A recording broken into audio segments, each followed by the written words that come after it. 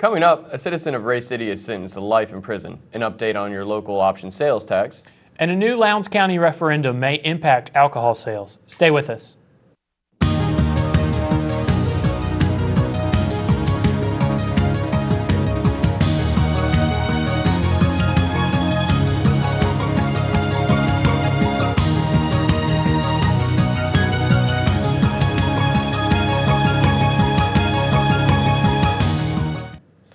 Welcome to News Valdosta. I'm Andrew Parker. And I'm Robin Lawrence. Martin Tillman of Ray City was sentenced to life in prison Wednesday for the part he played in a drug ring that dealt more than 400 kilograms of cocaine.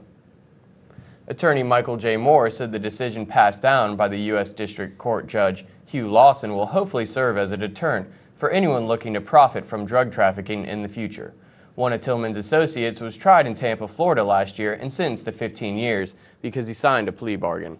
Both sentences are to be served in their entirety because the federal prison system does not offer the possibility of parole. As expected, Valdosta has gone forward with its efforts to obtain more favorable distribution of the county local option sales tax funds. The dispute between the county and the cities in the county has moved from negotiations to mediation. Superior Court Judge Harry J. Altman now has the responsibility of naming a judge to hear the issue. The next step will be a meeting between the assigned judge and attorneys representing the city and the county. Following that meeting, a timetable will be set regarding deadlines for a public hearing. All municipalities must present certificates detailing the smallest loss percentage acceptable to them. The judge will be the final arbiter. Still to be determined is the disposition of legal fees. Lowndes County voters will soon vote in a referendum allowing liquor stores to sell alcohol on Sundays. News Valdosta's Cam Copeland has more. Citizens of Lowndes County are highly anticipating Election Day 2012. Not only is there a highly awaited presidential race, but county voters will approve or disapprove a referendum allowing liquor stores to sell alcohol on Sunday. While city voters approved a similar referendum in 2011, the county did not have an upcoming election at the time. The city of Valdosta had an election coming up right away. Lowndes County did not. So the commissioners made the decision to wait until there was an election so that it could be added to that ballot. For the county to hold a special election for an incorporated Lowndes County, it cost approximately $50,000. Although some wondered why this had not gone on the county's ballot earlier, many citizens hold strong opinions on the issue. It's just another day that they've chosen to add to their sales, and again, it's just one of those things that people will pre-buy pretty much. The referendum will determine whether alcohol stores will have a chance to gain additional revenue and whether citizens will have the ability to purchase alcohol at the time in which they desire. In addition to the presidential race, Sunday alcohol sales is a hot issue on the ballot of Lowndes County voters, as they are eager to enter the polls in November. With News Valdosta, I'm Cam Copeland.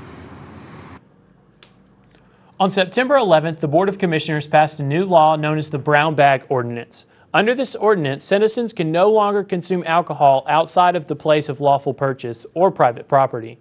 Violators can be punished with a $1,000 fine, 6 months in prison, or both. Valdosta officials hope the new ordinance will keep people from drinking in parking lots. Coming up, a high-speed chase in Albany led to the collision.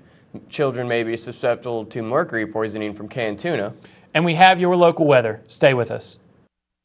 This is one amazing truffula tree. Can you imagine a place where these grow everywhere? Yes, it's called the forest, a magical place to enjoy with your family.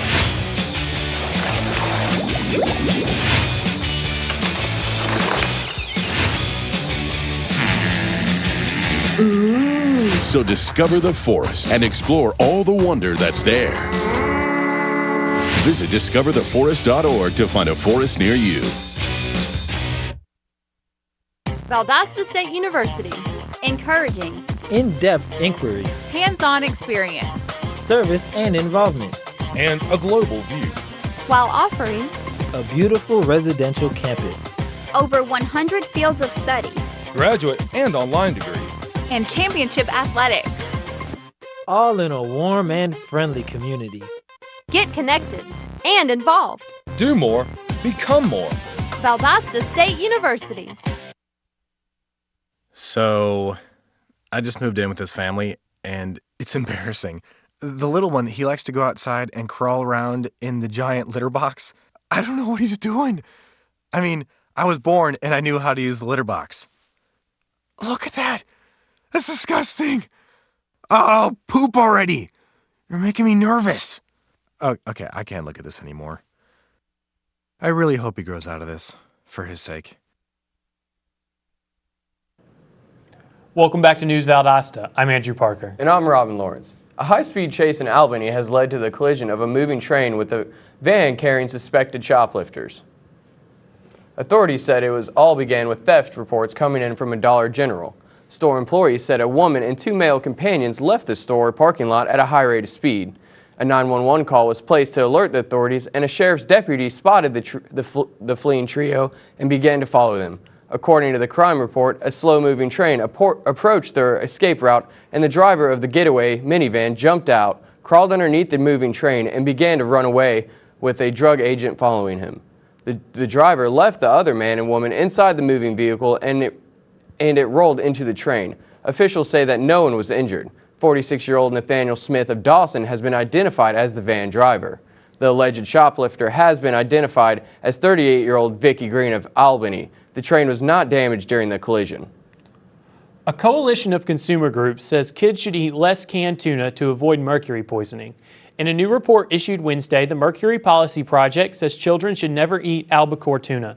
It advises parents to limit light tuna to 1 serving per month for kids under 55 pounds and to 2 monthly servings for larger children.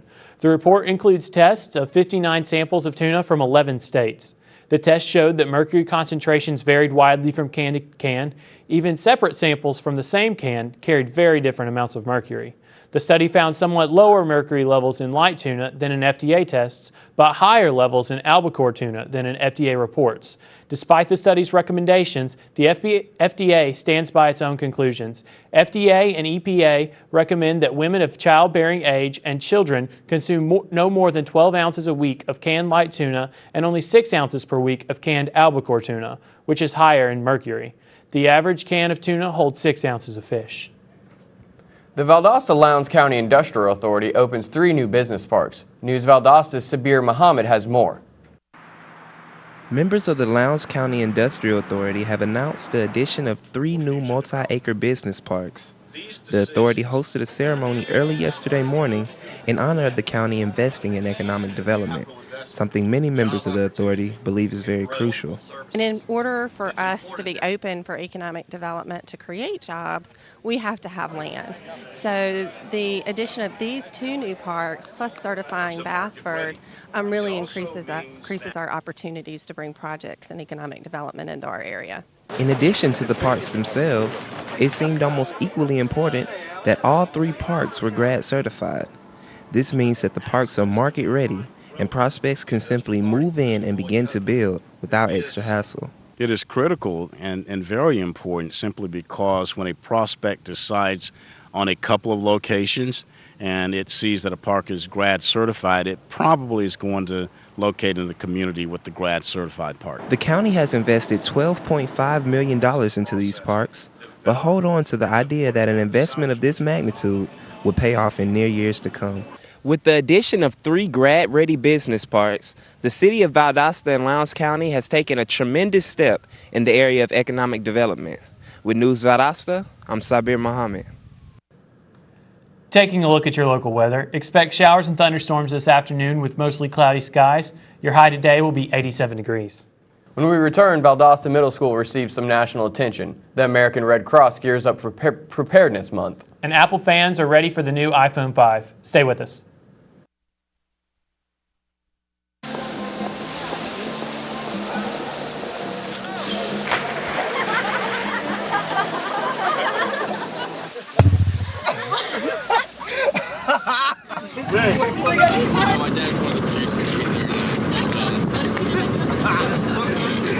Bring this week.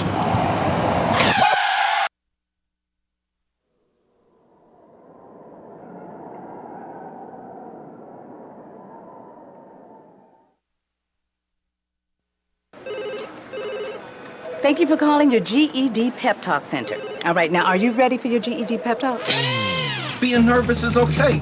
It just shows that you're serious about getting your diploma. All right, listen, we all need a little nudge sometimes. I don't function without coffee in the morning, but it is going to take more than a double mochaccino to help you here.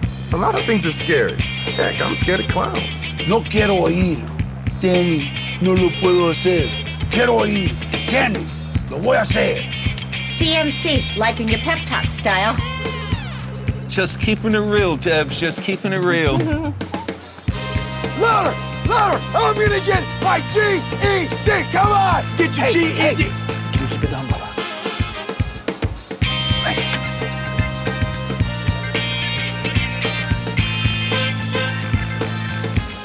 Whatever motivation you need, we've got a pep talk for you. Get your GED pep talk and find free classes at yourged.org. Welcome back to News Valdosta. I'm Andrew Parker. And I'm Robin Lawrence. Around 1,200 people turned out over the weekend for Saturday's South Georgia Pride Festival. The event went off without a hitch despite not having the backing from Mayor John Gale, who said back in July that the festival celebrating gay, transgender, bisexual, and lesbian lifestyles was against his religion. The third annual festival saw its largest turnout in the event's history, in part because of the mayor's refusal to sign the proclamation. Despite the large turnout, Mayor Gale says his supporters outnumber the others by a margin of 10-1. Technology giant and innovator Apple is set to release the new iPhone 5 this Friday. The company has seen a large jump in pre-order sales for the new cell phone compared to its record-breaking iPhone 4S released last year.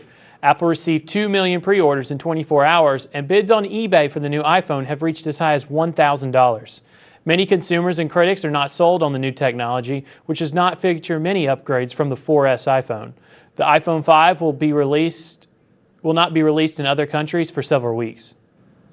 National presenter and education consultant Karen Bailey came to Valdosta to speak at an education forum held at Valdosta's middle school.